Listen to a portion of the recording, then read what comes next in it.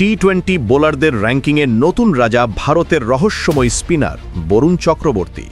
বুমরা আর রবি বিষ্ণয়ের পর এবার তিনি ভারতের হয়ে শীর্ষে। কিন্তু এই সাফল্যের পেছনের গল্পটা একেবারেই সিনেমার মতো। একজন স্থপতি যিনি একসময় আঁকতেন নকশা, একজন অভিনেতা যিনি অভিনয় করেছিলেন তামিল সিনেমা জিভাতে, আর আজকাও সেই বরুণ চক্রবর্তী ক্রিকেট দুনিয়ার রহস্যময় স্পিনার। 2021 সালে ভারতের হয়ে অভিষেক হয়েছিল দুবাই ওয়ার্ল্ড কাপে।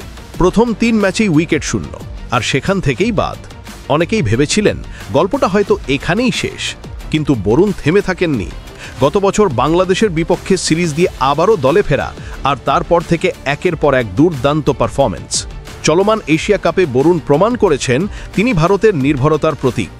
আরব আমিরাতের বিপক্ষে 1 উইকেট মাত্র 4 রানে, পাকিস্তানের বিপক্ষে 24 রানে 1 উইকেট, আর তার উপর ভর করেই ভারত পেল দুর্দান্ত জয়। এই পারফরম্যান্সই তাকে 3 ধাপ উপরে তুলে দিল, আর প্রথমবারের মতো আইসিসি টি-20 র্যাঙ্কিংয়ের 1 নম্বর বোলার। ডাফি এখন দ্বিতীয়, আর বাংলাদেশের মুস্তাফিজ নেমে গেছেন 15 নম্বরে। স্থপতি থেকে অভিনেতা, আর এখন ভারতের বোলিংয়ের নতুন রাজা বরুণ চক্রবর্তী। এই যাত্রা ক্রিকেট প্রেমীদের জন্য সত্যিই অনুপ্রেরণা। কেমন লাগলো আপনাদের কাছে বরুণের গল্প? মন্তব্যে জানাতে ভুলবেন না।